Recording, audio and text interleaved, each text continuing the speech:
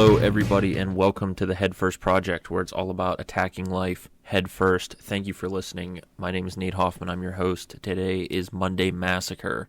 This is where we talk about lifestyle, motivation, self-development, discipline, education, and anything related to getting more out of your life. Today's topic is avoiding new social norms of awkwardness and non-communication.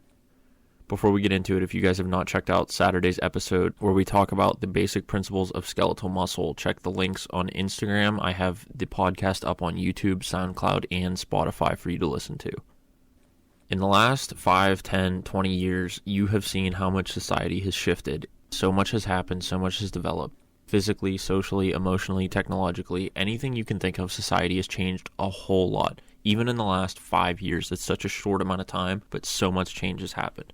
With the invention of social media, popularization of electronic communications through cell phones, computers, whatever you can think of, human interaction has become digitized and really shifted away from in-person means. Think about how many ways there are to communicate now that aren't face-to-face. You can DM someone, you can text them, email them, Snapchat, FaceTime, and Skype, which are kind of in-person, but not really. I'm not going to count those. You can talk to people over video games and just about anything else you can think of, even anonymous messaging services. I know it's not that big anymore, but a while back, I remember specifically when I was in high school, there was a big thing. A lot of you probably remember, I forget what it was called, but you could ask people questions and send people questions anonymously.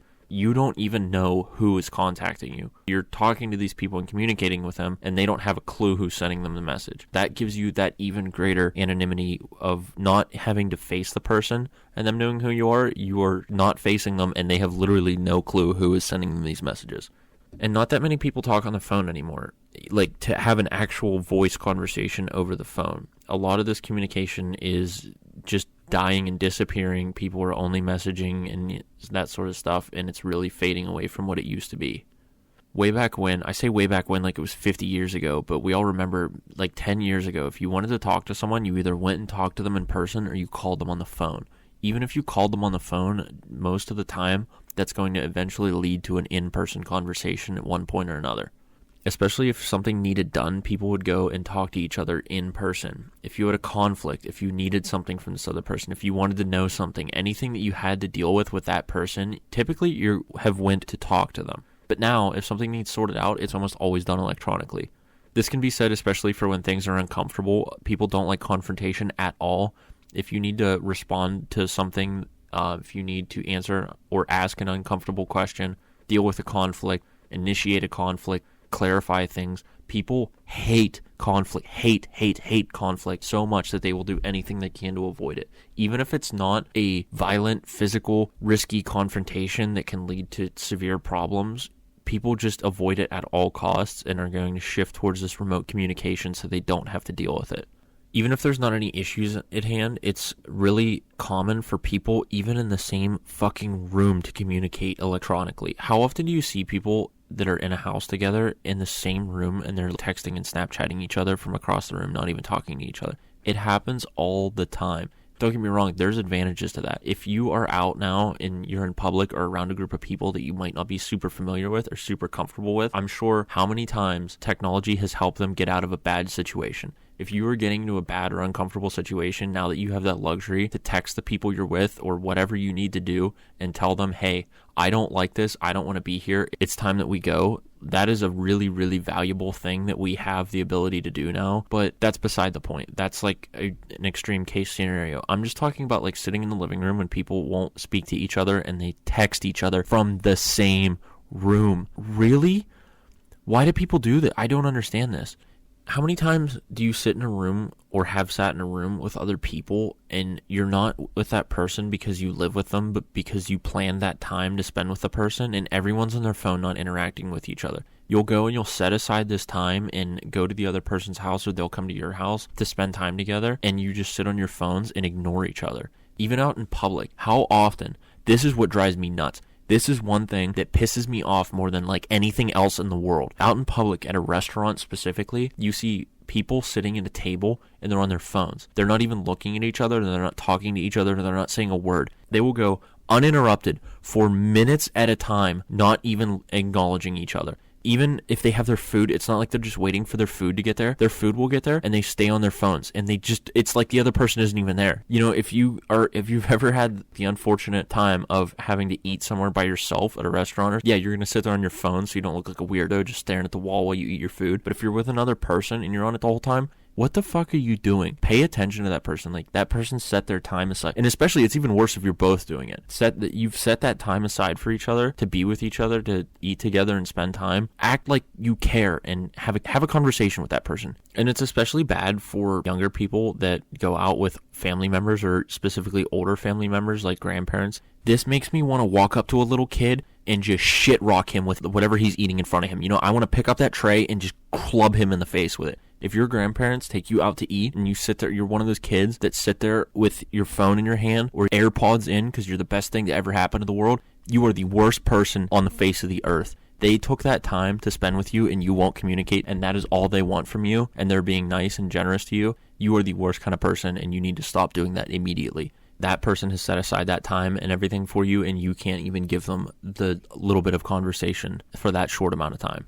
When I was younger and I was growing up, there was no phone at the table. That was dinner time was dinner time. That was when everyone sat down, they talked about their day, what happened, what's happening tomorrow, what's going on, and anything else that came up. That time was set aside every single day just to talk. There was no phone, there was no anything, no TV, nothing. It all gets shut off and you sit there and you speak to each other because that's how it should be, and everyone needs that time to communicate with the people that are around them.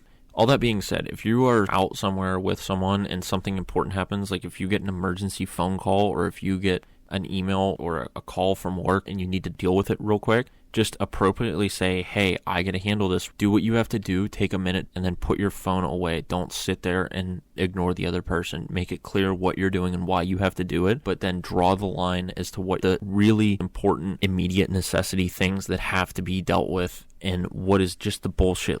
If you get notification on Instagram, you don't need to go see who commented on your post while you're sitting there eating with someone. Just ignore it and deal with it later.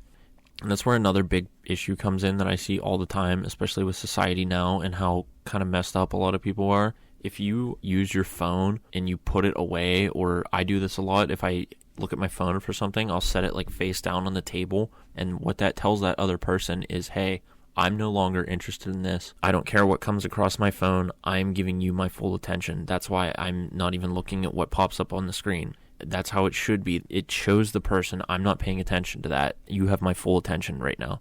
The messed up thing is now that a lot of people, they see that as like a defensive thing. You can't just set your phone down because people are going to be like, they put their phone screen down. What's going to pop up? Whose names are they trying to hide? What's popping up on there? They don't want me to see. And people like freak out over it. There are shitbags that put their phone like that just for the sake of doing that, to block stuff from seeing it. But in the general scheme of things, when a person is just trying to be considerate, I think that's the proper way to do it, and people go nuts over it. Clarify what you're doing and why you're doing it, and, like I said, respect that person and give them that attention that you are putting that time forth for.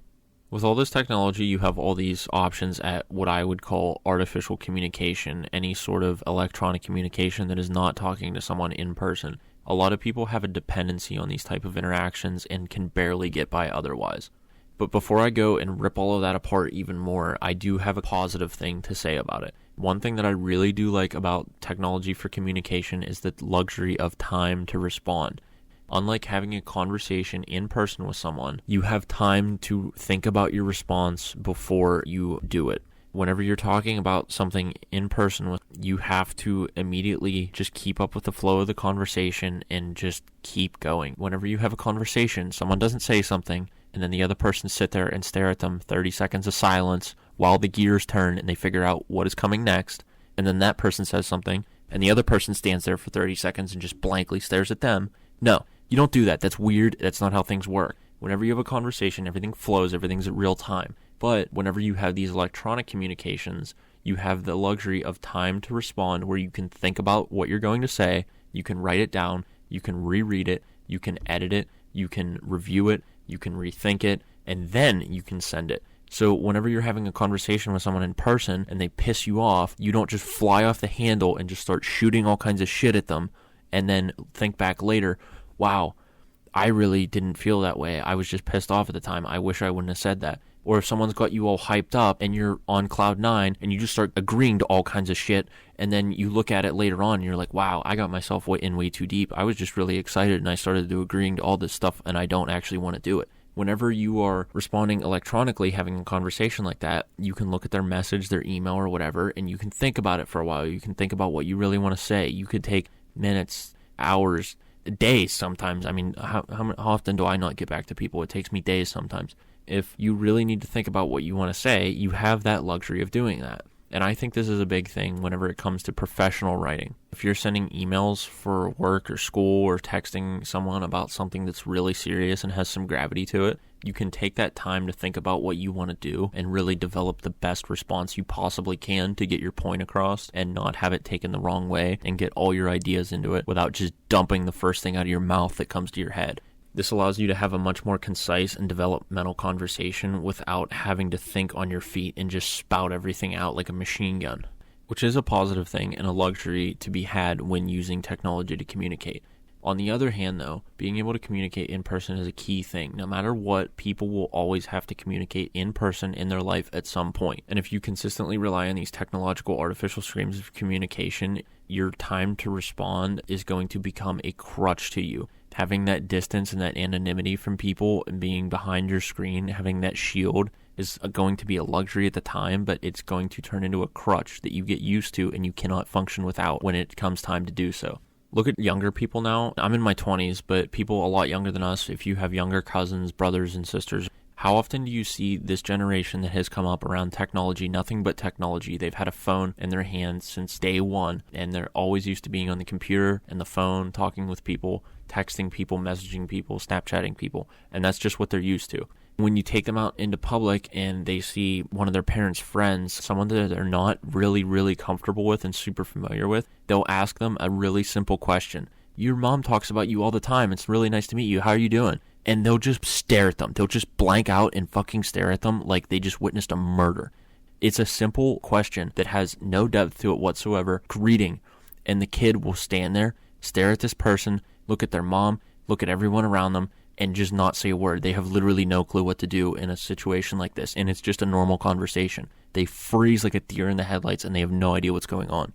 And they can't even carry a conversation or function at a sociable level because of how much they have got this crutch from all the technology that they're used to having. And then this person goes home and they get on social media, or you text them and Snapchat them, and it is a night and day difference. They freeze in person. But whenever they have that luxury of the technology to shield themselves and change the way that they conversate with people, it doesn't even seem, you wouldn't even think it's the same person. The way they talk, the things they say, the ideas they have, the way they explain stuff, humor, just whatever they do, it is not, it's like you're talking to someone that isn't the person that you saw. Just freeze and act like they've never seen another human being in their life when they talk to someone in public. You can't just do that. You can't shield yourself and communicate like that, because the more you do that, you're going to get used to it and rely on that as a crutch, and you're going to screw yourself in the long run. Eventually in your life, you're going to need to speak to someone in public, whether it's school, work, trying to get another job, and anything you do, you're going to need to talk to another person that you are not comfortable with and not familiar with. So if you are relying on these crutches, whenever life hits and that time comes that you need to have these communication skills, they're not going to be there. You can't have that job interview over Snapchat, or, you can't DM this person about work. It's just not going to work. You can't do it. So you need to develop these skills and have that functionality. Whenever it comes time to do it, it's second nature. And I'm not telling you that you need to be this ridiculously radical public speaker that can captivate thousands of people and stand up on a stage in front of a stadium and go on forever, like 2 hours talking about all this ridiculous stuff. That's not for everyone. Public speaking is not for everyone. You don't need to be able to appease a massive audience, and that's not even close to what I'm talking about. I'm just talking about having a normal, common interaction with people. That's all you need to be able to do. If you are awkward and uncomfortable and can't communicate, you just need to get yourself to the point to where you can handle the situations that you are going to be in for what you do. If you are not a public speaker and you're not trying to get up there and talk in front of thousands of people, you don't need to practice for that, because you're not going to do that. But you will need to get comfortable with being uncomfortable so you can function. And with these young generations having that crutch of all the social media and electronic communication and panicking whenever someone talks to them and looking at the people around them, their friends, their family, whatever. When your mom's friend asks you how you're doing and you stare at her looking for help, waiting for her to inject herself in the conversation. If it's later on in life, if you're at school and you get asked a question and you don't really know what to do and you look at your friends for them to suggest something and start blurting out information, they're not always going to be there. Whenever you're giving your presentation, whenever you're talking to that customer at work, whenever you're talking to that new company for a job interview, that person is not always going to be standing next to you for you to look at them and for them to bail you out. You need to actively be able to engage and communicate with people without that crutch next to you. You need to be able to think and speak on your feet without having backup on call at all times. In order to do that, you need to be thinking about, how do I get away from this? How do I get away from having these crutches and developing myself socially so I can communicate better? You need to force yourself into these situations. You need to do things that make you talk to people, that you normally wouldn't, that make you talk to people more often. You need to try to get away from the technology and inject yourself into social situations, communication things, presentations, whatever you can do to put yourself out there to get uncomfortable and develop these skills. Don't put yourself into a place that you're going to panic and collapse and look like an idiot, but you need to be somewhere where you're going to have to push yourself a little bit to develop. If you're not great at public speaking, don't take on a presentation at work that you're going to have to be in front of the company of 500 people where you're going to get up on stage, start sweating, panicking, and then just drown up there. Don't shoot yourself in the foot like that. That being said, if you need to get better at talking to strangers and talking to other people, just do something normal in a normal setting, like authentic to what you would normally be doing whenever you're talking to people for real. Don't go to the grocery store and stand there and then just start talking to random people for the sake of talking to them. Like, that's not what I'm saying at all, and that's fucking weird. Don't do that. It's super uncomfortable. No one wants that from you. Just get to the point that be around other people more that you normally wouldn't talk to, and just have general conversations to get comfortable with people you are not comfortable with. Just put yourself in positions that make you communicate. Work on getting away from social media and texting and all the apps and all that garbage. Get in touch with someone in person instead of over text, Snapchat, or whatever. Message them if you need to deal with something. Message them and say, hey, we need to go over something. Let's go together and talk about it. That's all you need to do. Don't facilitate the thing in text. Or if it's super urgent and they can't have the time to do that, sure, maybe call them or something. But if you text them and you say, hey, we need to go over something, can we do this in person at this time? And they're busy, don't just immediately disregard it. If it's not that important, that it doesn't need to be done right away, just get a time that you can do it to have that in-person interaction and develop that. And when you are in these situations that you're communicating and talking with people, go the extra mile to develop yourself further than you normally would. Don't do the absolute bare minimum. Ask questions to be able to speak more, have questions asked to you and stuff that makes you think and speak on the fly, on your feet, like I was saying before. Do things that are going to challenge you a little bit.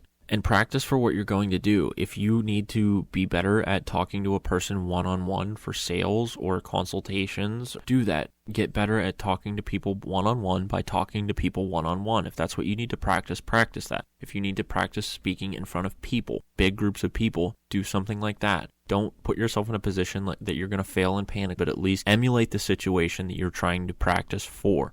Practice like you play, you will get better. If you're super awkward and don't know how to do something or don't know how to communicate, just get ready for it. Do what you need to do to prepare. Don't hope for the best and then jump into it and tank it and destroy it and then make it even worse. If it's a job interview, practice for it. Go over what you're going to talk about. Go over your points and everything. I'm not a big believer in mock interviews with friends and relatives or anything like that. I think it's kind of bullshit and I don't think it works, because if you're having a mock interview with your brother or your dad or your mom, these are people that you see every day and interact with them all the time. You're not going to be uncomfortable with them. Yeah, you might be going over the material and similar questions that you might have in the interview, but that doesn't allow for the element of being uncomfortable and nervous with the person that is going to be interviewing you. Yeah, if that helps you, go ahead and do it, but I'm just saying I'm not a personal big believer in that, because they're people that you're comfortable with all the time. It's good to review the content with them, but it's not going to be the same gravity as the normal interview would be. Also, a lot of the time, it's going to be pre-planned. You already know what the questions are. You wrote the questions for them. You know exactly what's coming. And with most interviews, you're going to have a pretty good idea of what they're going to ask you. If you're applying for a sales position, they're not going to ask you how to build a fucking house. I mean, use your head. I mean, go into that interview with an idea of what's happening, but at the same time, you never know what sort of curveballs they're going to throw you. And if you're having a mock interview with your parents, your significant other, you already probably wrote the questions yourself, so you know exactly what's coming. I'm a big believer in thinking stuff over in your head, talking to yourself, writing stuff down, and just getting notes and all that sort of stuff prepared. I prepare better in my head, especially for presentations and interviews. I like to prepare internally in my head and not actually do stuff out loud and hear myself. That's just what works for me. If that works for you, hearing yourself out loud, talking to yourself, talking to other people, go ahead and do that. Do what you need to do that makes you better. Look into what you can do to get better. I know there are different places out there, especially in universities, that will do mock interviews, and these sort of interviews are not scripted by you. They will look at what you're going to interview for, or your field or your major, and they will tailor these questions to what you're trying to get into. It's also going to be someone you don't know. It doesn't have that weight behind it of whether you'll get the job or not, but it's going to be uncomfortable because you don't know what they're going to ask you. You don't know this person, so that takes away some of the familiarity and puts you in that uncomfortable zone to develop like you wouldn't have doing a mock interview at home. I do think the best way to do this is just to do it for real. I've talked about in another podcast my new job that I'm going to have at the state prison and how many jobs I applied for. I applied for like 50 jobs and most of them just straight up ignored me, but I did get a couple interviews from places. When I talked to these people, some of the stuff was at my level, some of the stuff was way over my head, and I have no idea why they ever even called me back. But whenever you do this and you talk to these people, it's scary because you're trying to get that position. It's real. That's something you want. Whenever they're asking you questions, you have that nervousness in the back of your head. You don't know what they're going to ask you. I had an idea of what they were going to ask me because I was applying for fitness-related positions. They're not going to ask me about boats, but at the same time, I don't know what specific questions they're going to ask me. Whenever they ask you this stuff, you got to think on your feet. You got to be ready and be able to take a question, take a normal amount of time. That's another thing. Once they ask you a question, you can take a couple seconds to just think. Say what you need to. Take like 5 seconds to get yourself on track and get an idea before you just start pouring stuff out at this person and sounding like you have no idea what's going on and it's just absolute nonsense running rampant in your head. It's fine to take a pause and organize yourself before you just start spouting out everything you know. So even if you aren't looking for another job, it's good to maybe put yourself out there to have these other people call you and talk to you and interview so you can actively practice that skill at real time in a real situation. Even if you're not serious about it, and even if it's not something that you're going to go for or might want, it's good to put yourself out there and get an idea of what these sort of people in your field are going to ask and be able to practice interacting with these people. So whenever it gets to the point that you're going to do it for real, it's just another trip around the block. You already know what's coming. You're comfortable with it. You practiced. You know what's going on. You will always get better with repetition. That is the best way to practice, is just by doing it. I know I was kind of just going in a lot of different directions and talking about a lot of stuff, but in summary, society has changed a lot. Everything has shifted to almost all digital communication on some sort of platform. There's a lot of bad with it, creating a crutch and the anonymous attitude of being able to hide behind the distance and the shield of your phone and the app and having that time to think and not needing to respond in real time in person. With that, there comes the good of, in serious situations, in professional situations, having that time to review your response and craft the best one for the situation before you commit to it.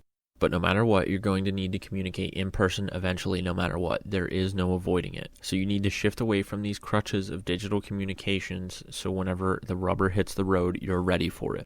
Because young generations have grown up with nothing but these digital forms of communication and got so used to it, they've gotten so weird and uncomfortable and awkward about speaking, and they need to fix it before they get into the professional level of their lives, or else they are going to collapse, and they're going to learn the hard way how you need to communicate with other people. Take a look at what you need to do, the skills you need to have for the situation you're in, the path that you're on, and just practice it. Find out what works for you and force yourself into those situations so you develop on how to think, speak, react, carry out these interactions whenever you are at real speed. Communication is key, and it will never go away. Thank you guys so much for listening to the second episode of Monday Massacre. I know a lot of you reached out to me and told me you enjoyed the first one. I hope you like this one and the future ones to come just as much. Please, if you guys could share this episode or any of the other episodes with someone that you think might like to hear it or be interested in, I would really, really appreciate that. As I get more episodes out, I can't wait for more people to start following it and listening in to grow the show.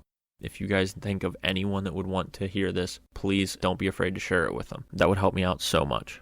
Contact me directly with any feedback, questions, anything you like, disliked, what you want to hear, or anything else you can possibly think of. You can find me on Instagram on my personal account @TheOnlyHoff, or you can find the Headfirst Project page on Instagram @HeadfirstProject. You can email me at headfirstproject@gmail.com. You can also find the show on Spotify, YouTube, and SoundCloud. Keep an eye out for this Saturday's episode. It is going to be another Saturday Stew, where we talk about fitness topics in depth and stew over the science behind them. This weekend's episode will be main muscle training methods. Thank you all once again for tuning in and listening to the show. And remember, always attack life head first.